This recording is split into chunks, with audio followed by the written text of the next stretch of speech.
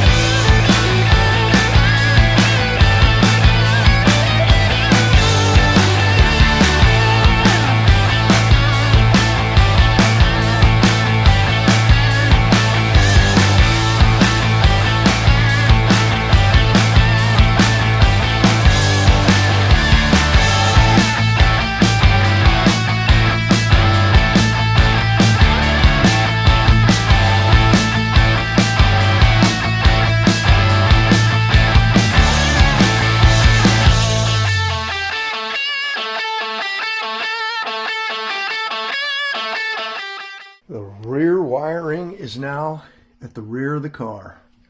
All the way run through, that'll go under the carpet, under the seat, into the back, and all the way to here. So that's tail lights, that's courtesy light, so I will get a light back here in the trunk.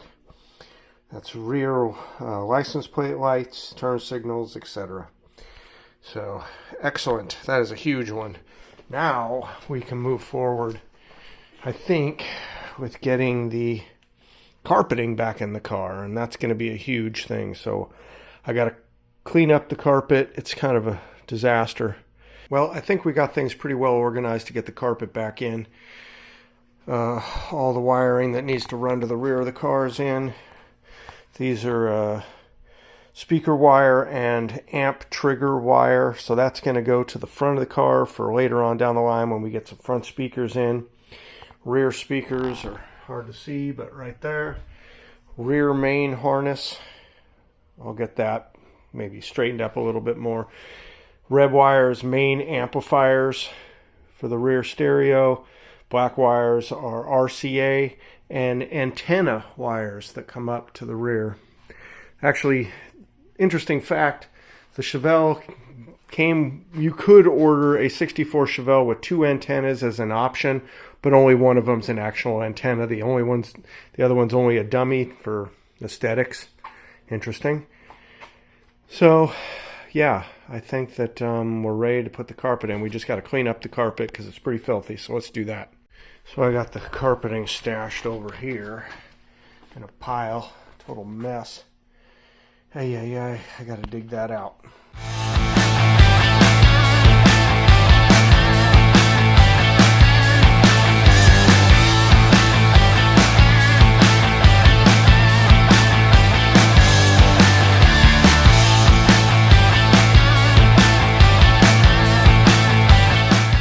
carpet is going in, but these quarter pieces are going to have to come out, which kind of sucks, but I got to deal with it. Get that carpet under those corners properly. Get this all vacuumed out. And then we can get the front end. Yep, this thing is really starting to go back together now.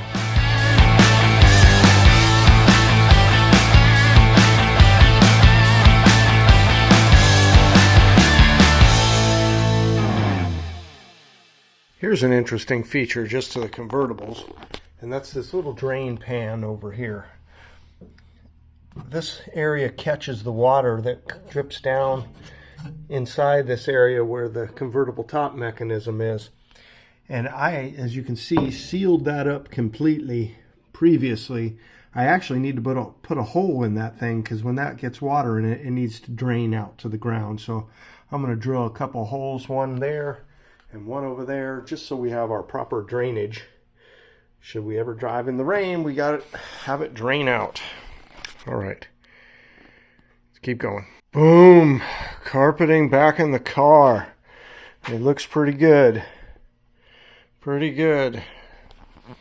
Wiring run all the way to the rear. We still got to handle all of the tail lights, but yeah, still wires hanging underneath the dash, but that's about to get handled. That's all going somewhere. But man, this has been one heck of a journey, but it's starting to look like a car again. Starting to get this stuff back together. I like it. Well, here we are. We have made some monstrous strides.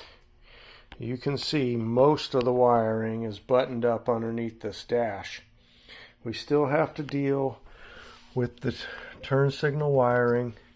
We still have to deal with the speedometer wiring over here, the VVS. I ended up putting the stereo in. I wasn't gonna, but I ended up putting it in because it's just so tight underneath there. I figured, just gonna do it, get it out of my hair. Hopefully that won't come back to bite me in the ass with all the ducting and hoses that are in there, especially with the vent directly above it. It's tight, but we've got it. Just got to put the console in. I'm going to do that absolutely last. Yeah. We still got some wiring underneath the hood we got to do for that. That goes to the speed sensor on the transmission. That's for the speedometer. We've got everything buttoned up going to the stereo. Rear of the car. We still got to handle all the wiring in the back of the car. We still got to do the tail lights and all of that stuff, but we've made huge strides.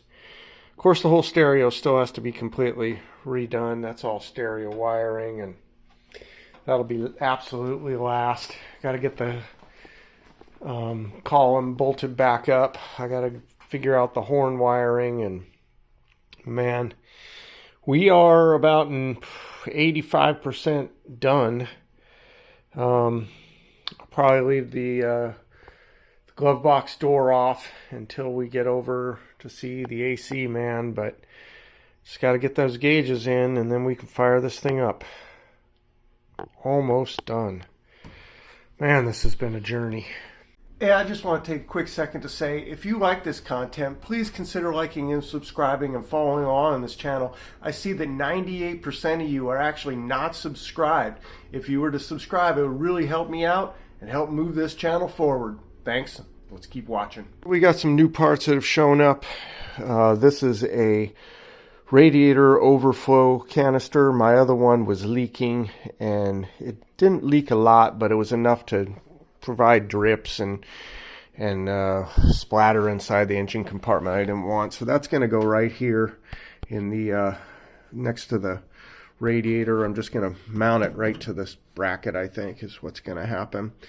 I think after that, I can, I need to figure out, I got one running light that's always on, and this one doesn't work at all on the driver's side, so I got to figure that out. I think I got a wire mixed up, crossed in there, so I need to get that done. Once that's checked, and I don't have to get into any of this wiring here. Oh, I also need to check the horns, make sure the horn's working. Once that's worked, I'm going to put the whole air cleaner back together and the air cleaner box on, and then that'll allow me to put this connector back on. That's the mass airflow sensor back on, and that'll be done.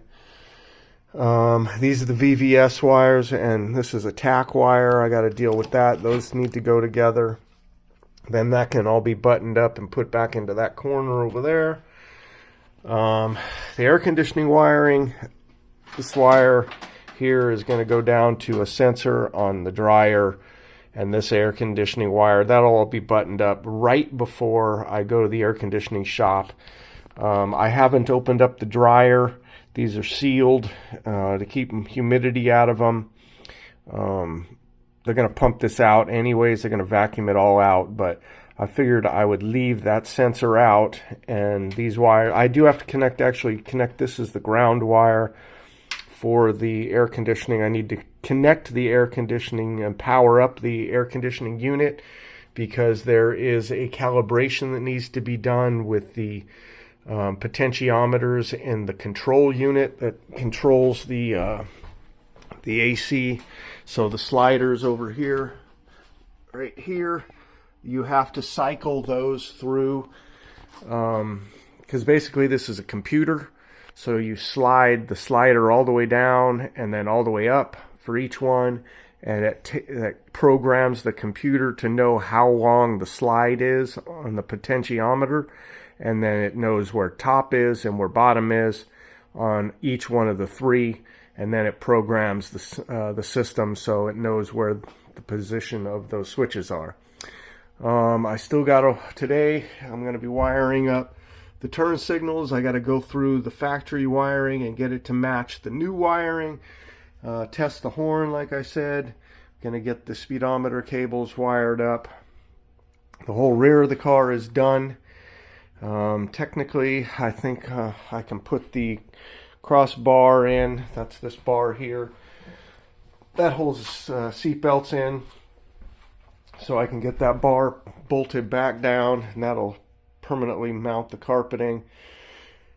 Then we can get the armrests back in back here, get the seat back in. That's not going to change anything, so that can all go back together. Driver's seat can go back in. Oh, I got to mount the column back in place. That's got to go back up. Tachometer can go back on. Steering wheel can go back on. I think maybe I'm going to put the console in. I can at least put the oil pressure gauge on. It can just sit over there, and we'll fire this thing up. I want to make sure it's started and charging. Once I verify that the system is charging and all that's good, then we'll continue going forward. I want to leave this area over here in the glove box area open for right now, I think, until I go to the air conditioning shop in case he needs to look inside there and check anything. And I think that is where we're at. Once I have the turn signals connected on the steering column, then I can verify that I have brake lights, because the brake lights run through the steering column for the turn signal. So right now I have no brake lights. Even though the switch is connected, it has to be connected to the turn signals. So I still got to connect the wire in the back for the speed or for the gas gauge. So I got to get underneath the car. I think I'm gonna have to jack it up, so get the ass end in the air like the front end, get underneath there and get the gas gauge connected, and then we can test that. That's an easy one. I got to put the wire on the cigarette lighter. All the rest of the gauge is actually working. Everything, as far as I know, is working. I won't know if the temp gauge is working or the oil pressure is not connected, or the factory gauges. The amp gauge should work. Temperature gauge should work, and the fuel gauge should work. Clock is, even though I worked on it and lubricated it, still did not work. It was hit and miss before. If you tap on it, it would start working, but it might come back to life over time. If not, it's not really big tragedy. Normally I have the tachometer right in front of it anyway. So another thing I need to figure out is the accessory connector that I have all my accessories plugged into appears to be live all the time, even when the key is off, and that's a problem. I don't want that. So I'm going to have to go through that. So right now the line lock is live, without the key on, the exhaust cutouts is live, the AC is live, the stereo is live. These are, oh no, not the stereo, because that's actually on the switch. But these are things that I've plugged in that are accessories, that are extras, that are not part of the factory stuff, and they seem to be on all the time. So I'm going to have to figure that out. I'd rather they be on the switch. So I'm going to have to either call American Auto Wire and ask them about that, or see if I've done something wrong. I don't know, but we're going to look into that. Get this thing mounted, and then we're on to windshield wiper electrics. Fun. Okay, we've now got the water radiator reservoir, coolant reservoir in place. Looks pretty good. Definitely better than the last one we had, which, like I said, leaked. So that should take care of our problems there. We're going to test the horns, and then after that we can put the air box back in and the air tube, intake tube. So let's keep working. Now we've got to do this. I've been putting it off since I started this project. Turn signal wiring. So here's the daunting issue I've got. We've got this connector, which is square and flat, and then we've got this half circle, quarter circle, but the colors of the wires are different and in a different order. So it's not like I can just unplug one and shove it into the next line. So I got to figure this out. Now I've got the original manual, and I've got the other end of that connector here, and here's the other end of the new wiring connector. So I've got to figure this out. Let's see what we can figure out. We've got all of the information here, and we've got all of the information here. So we're going to figure this out right now. But first we're going to wire the tail lights.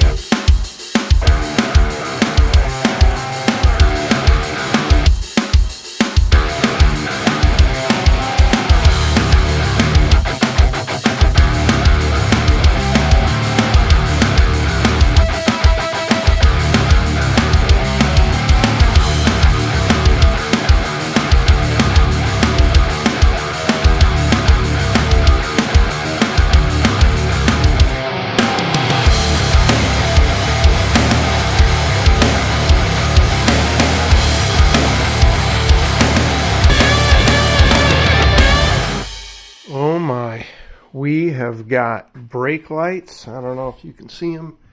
Oh yeah, you can see them back there lighting up. We got brake lights, and we got turn signals. Fuel pump there. Turn signal on the dash, nice and bright, certainly brighter than it ever was. And that is bright turn signal. Let's come up here to the front. Right turn signal on the front. And let's go left turn signal. Left turn signal on the front. And left turn signal on the back. And left turn signal on the dash. Man, that's huge. Wow.